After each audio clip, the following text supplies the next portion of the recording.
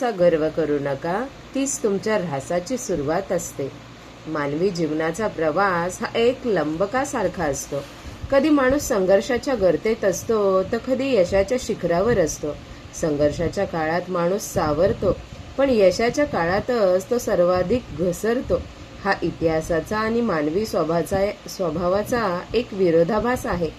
आपण सर्वजण यशासाठी अहोरात्र कष्ट करत आहोत. यश मिळावे म्हणून देवाला साकडे घालतो, रात्रंदिवस एक करतो.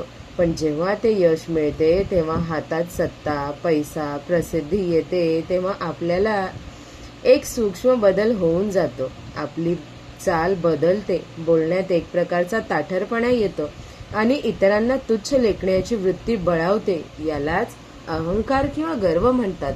संत तुकाराम महाराज आपल्या अत्यंत भेदक अभंगात या वृत्तीवर प्रहार करतात. ते म्हणतात, तीळ जाळीले तांदूळ, काम क्रोधे तैसेचे खळ.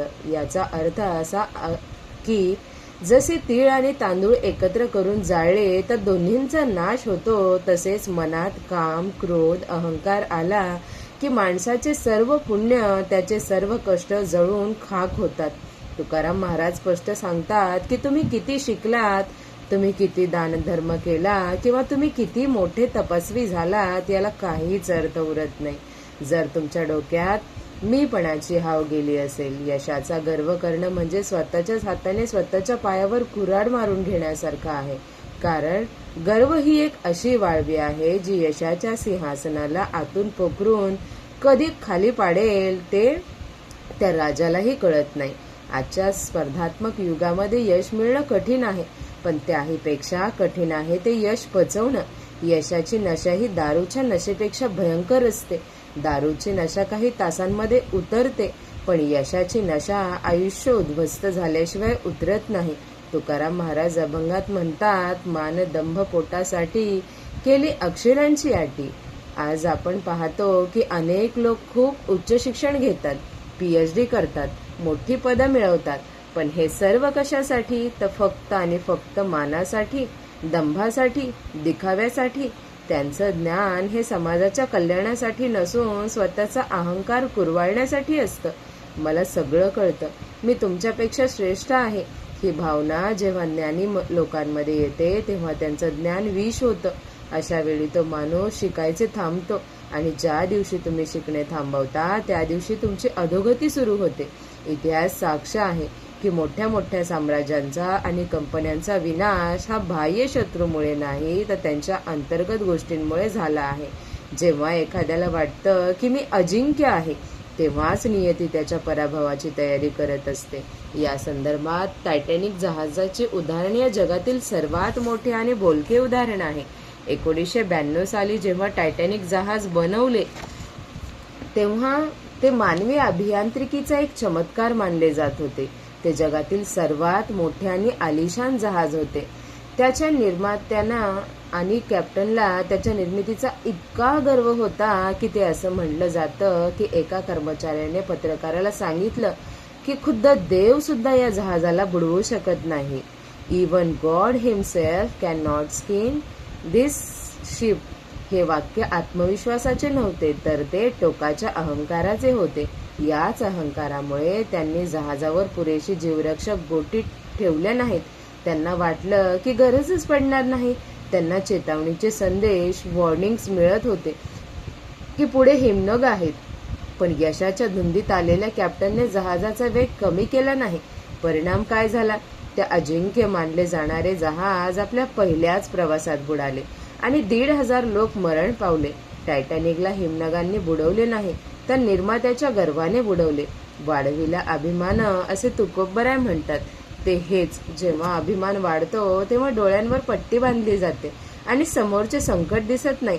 व्यावसायिक जगात नोकिया या कंपनीचं उदाहरण या अभंगाशी तंतोतंत जुळतं. एक काळ असा होता की जगात मोबाईल म्हणजे नोकिया असं समीकरण होतं. त्यांचं मार्केट शेअर 90% होतं. ते यशाच्या सर्वोच्च शिखरावर होतं. पण या यशाने त्यांच्यात एक काळस आणि गर्व निर्माण केला. जेव्हा बाजारात अँड्रॉइड आणि टचस्क्रीन तंत्रज्ञान आले तेव्हा नोकियाच्या प्रमुखांना वाटलं की आम्ही राजे आहोत. लोक आमच्या कीपॅड फोनवरच प्रेम करतात, आम्हाला बदलण्याची गरज नाही. त्यांनी स्पर्धकांना कमी लेखलं. चुकले वर्म. तसे तुकाराम महाराज म्हणतात, तसे नोकियाचं वर्म चुकलं तसं काळासोबत बदलले नाहीत, कारण त्यांना आपल्या जुन्या यशाचा गर्व होता. परिणामी अवघ्या काही वर्षातच सॅमसंग आणि ॲपलने त्यांना बाजारातून असं उकडून फेकलं की आज नोकियाचं नावही कोणाला आठवत नाही. यशाचा गर्व माणसाला बदलांपासून रोखतो आणि जो बदलांना विरोध करतो तो काळाच्या प्रवाहामध्ये नष्ट होतो. तुकाराम महाराज अभंगात अजून एक महत्वाच्या मुद्द्यावरती बोट दाखवतात. तप करुणीय तीर्थाटन वाढविला अभिमान. काही लोक अध्यात्मात किंवा समाजसेवेत यश मिळवतात, ते खूप देणग्या देतात, अन्नदान करतात, पण त्यामागं त्यांची भावना काय असते? वांटिले ते धन, केली ती अहिता जतन. म्हणजे मी किती दानशूर आहे ते जगाला ओरडून सांगणे. दान दिल्यावर जर तुम्हाला त्याबद्दल हार, तुरे, सन्मान हवा असेल तर ते दान नाही, तो व्यापार आहे. तुम्ही धन वाटलं पण त्याबद्दल अहंता कमावला, हे नुकसान आहे. गर्व हा फक्त पैशाचा नसतो, तो त्यागाचा सुद्धा असू शकतो. मी किती त्याग केला याचा अहंकार बाळगणं हे सर्वात धोकादायक असतं, कारण इतर पापांचे प्रायश्चित्त आहे पण अहंकाराच्या पापाला प्रायश्चित्त नाही. ग्रीक इतिहासातील अलेक्झांडर द ग्रेट, सिकंदर याचं आयुष्य आपल्याला काय शिकवतं? त्याने वयाच्या तिशीतच अर्ध जग जिंकलं होतं. त्याला वाटलं की तो जगज्जेता आहे, देव आहे, पण या यशाच्या हव्यासापोटी त्यानं लाखो लोकांचे बळी घेतले, स्वतःच्या सैनिकांना थकवले. शेवटी काय झालं? वयाच्या अवघ्या 32व्या वर्षी तो एका सामान्य तापाने मेला. मरताना त्याला समजले की या जगज्जेते पदाचा काहीच उपयोग नाही. त्याने आपल्या सरदारांना सांगितलं की माझी अंत्ययात्रा काढताना माझे दोनही हात पेटीच्या बाहेर ठेवा, जेणेकरून जगाला कळेल की जग जिंकणारा सिकंदर सुद्धा जाताना रिकाम्या हातानेच गेला. अलेक्झांडरला हे शहाणपण यशाच्या शिखरावर असताना सुचलं असतं तर कदाचित तो जास्त जगला असता आणि सुखी झाला असता. पण सिणला सिवा उगा न भजता पांडुरंगा या उक्तीप्रमाणे तो व्यर्थ शिणला.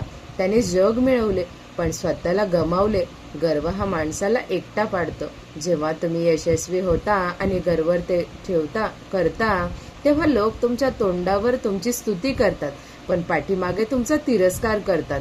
गर्विष्ठ माणसाला खरे मित्र नसतात, फक्त चमचे असतात, आणि जेव्हा यश ओसरते तेव्हा हे चमचे सर्वात आधी पळून जातात. या उलट जो माणूस यशातही नम्र राहतो तो लोकांशी जोडलेला राहतो. झाडाचे उदाहरण घ्या.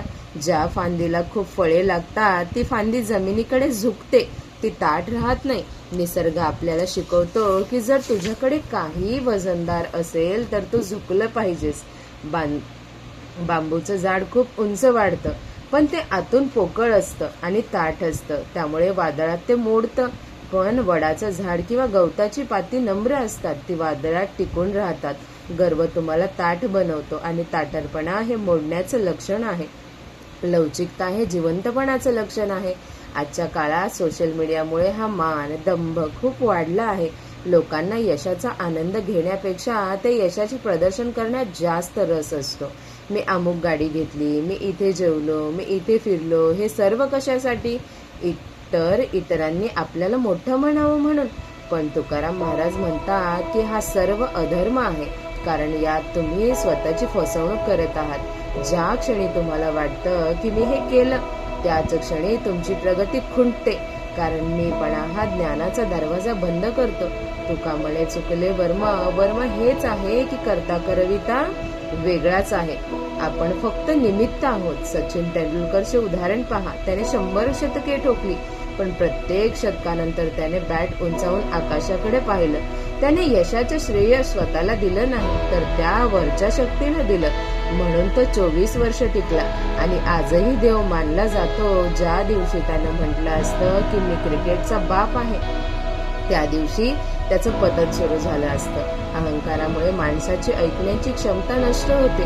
त्याला वाटतं की मला सर्व समजतं, मला कोणाच्या सल्ल्याची गरज नाही, आणि सल्ला न ऐकल्यामुळे मोठे अनर्थ होतात.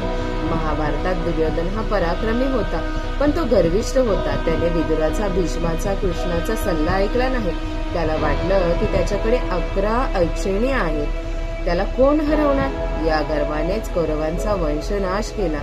यशाचा गर्व हा डोळ्यातील मोतीबिंदू सारखा असतो, ज्यामुळे तुम्हाला सत्य दिसेनासं होतं. त्यामुळे आयुष्यात जेव्हा केव्हा यश मिळेल, मग ते परीक्षेतले असो, व्यवसायातले असो किंवा नोकरीतले असो, तेव्हा सर्वात आधी स्वतःचे पाय तपासा, किती जमिनीवर आहेत ना.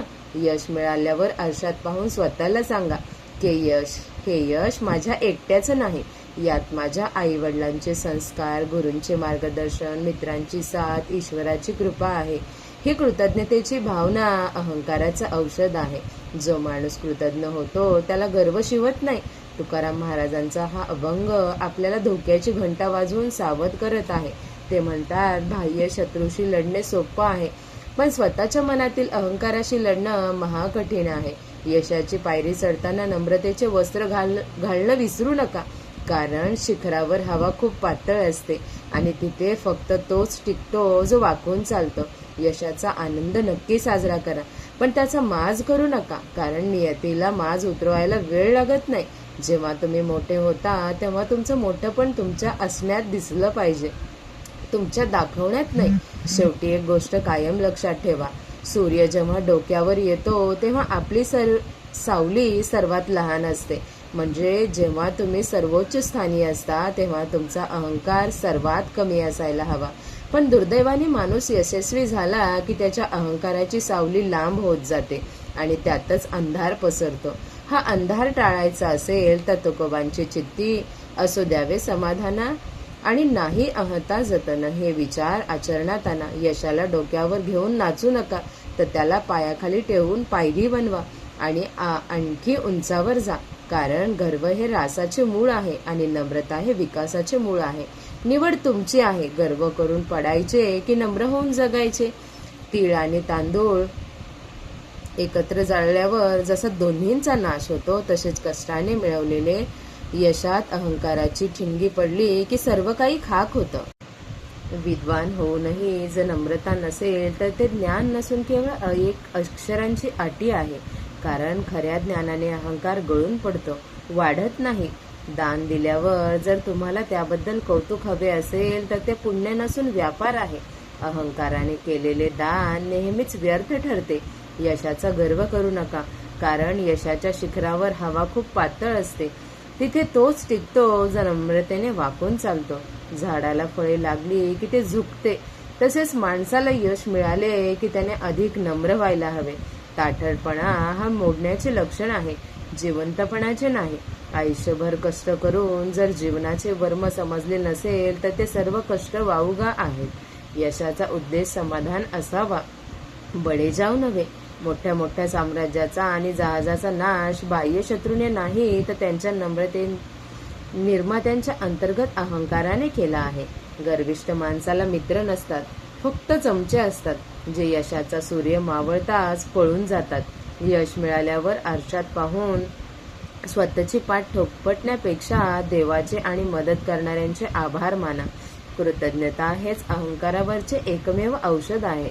जगाला दाखवण्यासाठी केलेले ढोंग आणि पोटासाठी कमावलेली प्रतिष्ठा ही क्षणिक असते. अस्सल समाधान फक्त अहंकार सोडल्यानेच मिळते. थँक्यू.